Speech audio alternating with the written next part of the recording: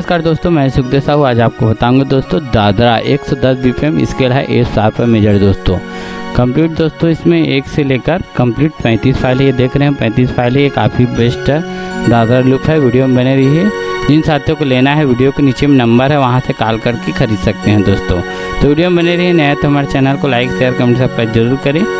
और इस 35 फाइल को आपको कंप्लीट सुना के बता रहा हूँ दोस्तों।